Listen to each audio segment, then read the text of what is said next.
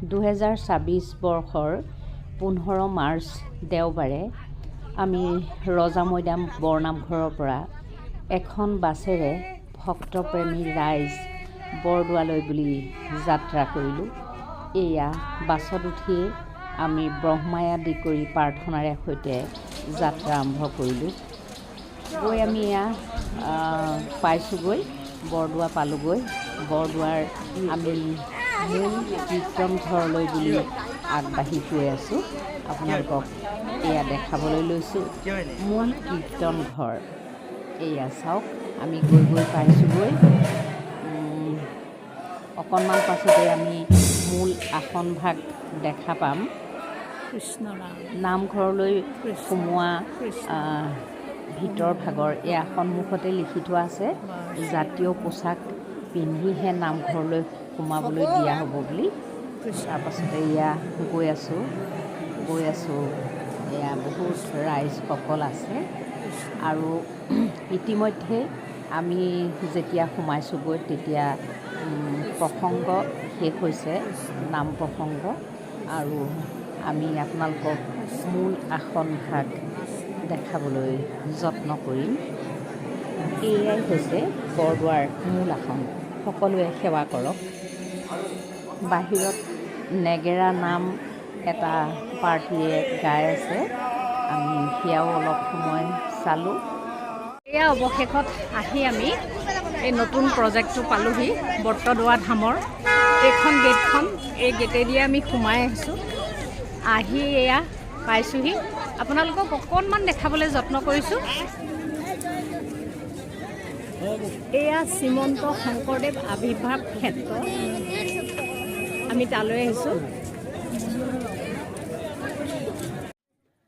শ্ৰীমন্ত শংকৰদেৱ আৱিৰ্ভাৱ ক্ষেত্ৰৰ এয়া গেটৰ মুখতে মই অকণমান আপোনালোকক দেখাইছোঁ গেটখন কেনেকুৱাকৈ বনাইছে।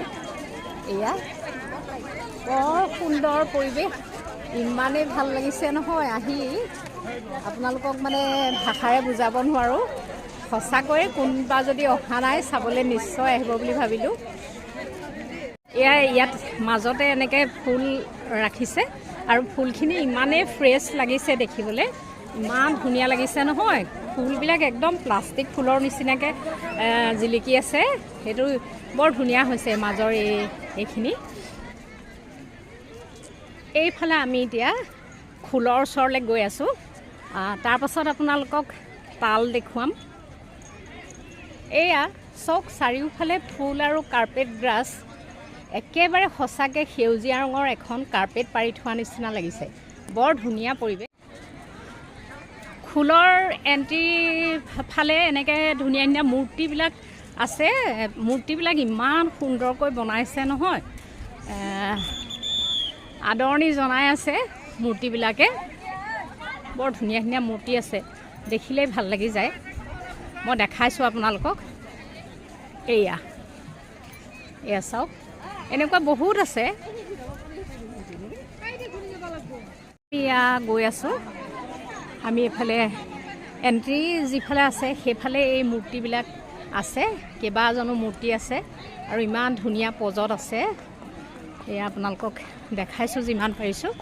এয়া দেখিছে,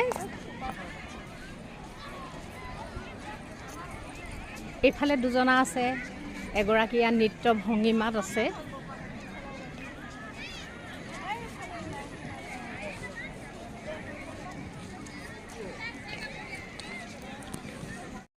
ইমান ধুনীয়াকৈ একেবাৰে বাহু বল দেখুৱাই আছে, বৰ ধুনীয়া লাগিছে।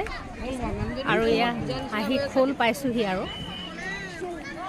আৰু এইফালে এগৰাকীয়ে এয়া অকণমান কিবা ভয়াত্ম দৃষ্টিৰে থকা দি, সন্দেহৰ দৃষ্টিৰে থকা দি আছে। এয়া নৃত্যৰ আচলতে ভংগীমা, সত্ৰীয়া নৃত্যৰ এইবিলাক ভংগীমা তেখেতসকলে দেখুৱাই আছে। এটা নৃত্যৰ সকলোখিনি ভংগীমা এই মূৰ্তিসমূহত আছে, আপোনালোক আহিলে দেখিব। আৰু কালাৰটোৱে সৈতে ইমান ধুনীয়া লাগিছে নহয়, ব্ৰঞ্জ কালাৰ। এটা নৃত্যৰ ভংগীমা আৰু ব্ৰঞ্জ কালাৰ মূৰ্তিভাগ ইমান সুন্দৰ লাগিছে। ফুলৰ ওচৰ পালোহি। আচলতে ফুল মানে ইয়াত এটা গৃহই হয়, ইয়াত সোমাব পাৰি, প্ৰৱেশ কৰিব পাৰি। ইয়াত প্ৰৱেশদ্বাৰ আছে। আমি আহি এয়া ওচৰ পাইছোঁহি। কোনফালেদি যায় আমি চাব লাগিব। আমি বহু দূৰ খোজকাঢ়ি আহিলোঁ, গোটেইখিনি চাই আহি আছোঁ। আহি এতিয়া ফুলৰ জেগা পাইছোঁহি আৰু এই আগত ওপৰত ফুল আছে দেখিছে। আমি তাৰ সন্মুখতে অকণমান খালী ঠাইত অকণমান বহিছোঁ, জিৰাই লৈছোঁ। তাৰপিছতে আপোনালোকক দেখুৱাম আকৌ কি ওলায়, কি চাওঁ, সকলোখিনি এফালৰ পৰা দেখাই যাম। এইফালে ইয়াত তালৰ গৃহ আছে। ৰাস্তাবোৰ বৰ ধুনীয়াকৈ বনাই দিছে দেই। এয়া ফুলৰ চাৰিওফালে আমি এক পাক দিছোঁ।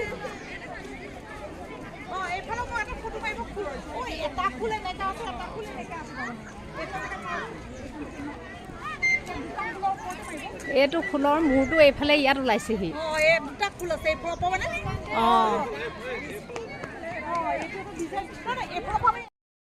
তাৰপাছত আমি তালৰ গৃহ পালোহি।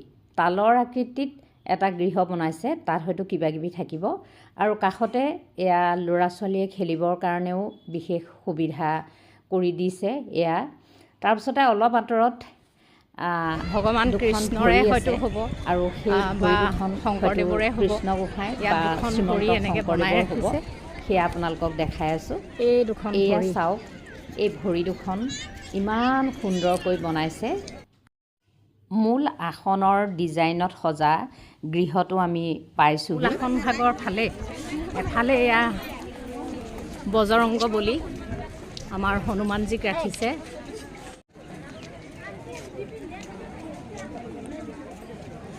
বৰ সুন্দৰকৈ ৰাখিছে।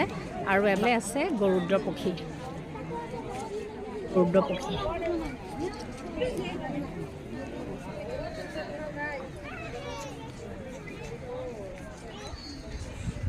কি হ'ল? আগৰে পৰা মোৰ ভিডিঅ' বনোৱা নিচা থকাৰ বাবে মই আচলতে কেতিয়ানো মানুহৰ পৰা আঁতৰি যাওঁ মই নিজেই গম নাপাওঁ। আৰু এনেদৰে আমি আমাৰ লগৰখিনিৰ পৰাও পটককৈ নাইকিয়া হৈ থাকিলোঁ। পিছত এইখিনিতে আহি আকৌ গোটেইখিনি লগ হ'লোঁ। তেখেতসকলে আমাক দেখি দুআষাৰ ক'লে, আমিও ক'লোঁ, অকণমান হাঁহি ফূৰ্তি হ'ল। তাৰপাছতে আকৌ আমি চেণ্ডেল পিন্ধিবলৈ পাহৰি গ'লোঁ। সেই চেণ্ডেল আনিবলৈ বুলি আমি আকৌ তেওঁলোকক এৰি থৈ ইফালে গুচি গ'লোঁগৈ। এনেদৰে মাজে মাজে লগ হৈছোঁ, মাজে মাজে এৰ খাইছোঁ। এনেদৰেই আৰু এই শংকৰদেৱ আৱিৰ্ভাৱ ক্ষেত্ৰত আমি ইফালৰ পৰা সিফাললৈ গ'লোঁ। গৈ আপোনালোকক পিছত আকৌ আমাৰ কেইজনমান জ্যেষ্ঠক লগ পালোঁ। যোৱাৰ আগে এয়া আমি আকৌ সকলো একেলগ হৈছোঁ।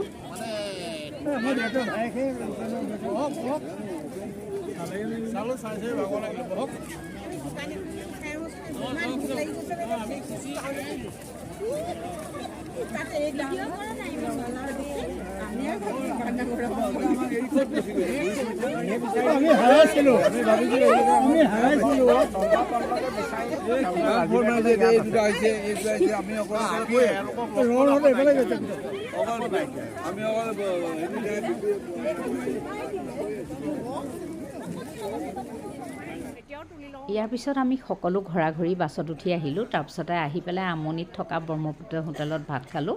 তাৰপিছত আমি এয়া সকলো বাহিৰলৈ, হোটেলৰ বাহিৰলৈ ওলাই আহিছোঁ। আমাৰ লগৰ সকলো বাহিৰলৈ ওলাই আহিছে। আহি পেলাই ইয়াত কিছুমানে তামোল চালি বিচাৰিছে, কিছুমানে এনেই অকণমান সময় পাৰ কৰিছে। মই এটা সুন্দৰ ভিডিঅ' ক্লিপ এই সময়খিনি ধৰি ৰাখিলোঁ। একেলেঠাৰিয়ে বহুত দূৰ বাছত সোমাই আহি এতিয়া মুকলিমূৰীয়াকৈ সকলো অকণমান ইফালে সিফালে গৈছে। ভাল লাগিছে দেখি। পুনৰ সকলো বাছত উঠি তেতিয়া সন্ধিয়া লাগিবলৈ লৈছে আৰু বাছৰ ভিতৰখন নীলা লাইটৰ পোহৰেৰে গহীন হৈ পৰিছে আৰু বেকগ্ৰাউণ্ডত বাজি উঠিছে ডিস্কো ডান্স। সকলোৱে ভাগৰো লাগিছে আৰু অলপভাৱে সকলো বহি পৰিছে। তাৰ মাজতে দুই একে গানৰ চেৱে চেৱে ফূৰ্তিও কৰিছে, নাচিছেও। সকলোৱে নিজৰ দুনিয়াত ঘূৰি আহিছে আৰু সকলোৱে আনন্দ মনেৰে ঘৰলৈ উলটিছে। সঁচাকৈয়ে আজিৰ ট্ৰিপটো বহুত ভাল লাগিল। দীঘলীয়া যাত্ৰা, গতিকে অকণমান ফূৰ্তি কৰি আহিলে সকলোৰে ভাল লাগে, মনবোৰ ফূৰ্তিৰে ভৰি পৰে আৰু সকলোকে এনেদৰে লগো পোৱা নাযায়। গতিকে এই দীঘলীয়া যাত্ৰাত বাছত আহি থাকোঁতে দুই একে ফূৰ্তিও কৰিছে, নাচিছে বাগিছে, ভালো লাগিছে আমাৰ চাই। আপোনালোককো সেই নাচ বাগ অকণমান দেখাবলৈ যত্ন কৰিছোঁ। আমি যদিও বহুতে নচা নাই, কিন্তু নচাসকলক চায়ো আমাৰ মন আনন্দৰে ভৰি পৰিছে। তেন্তে আহক আমি অকণমান তেখেতসকলৰ বাছৰ ভিতৰৰ নাচ উপভোগ কৰোঁ।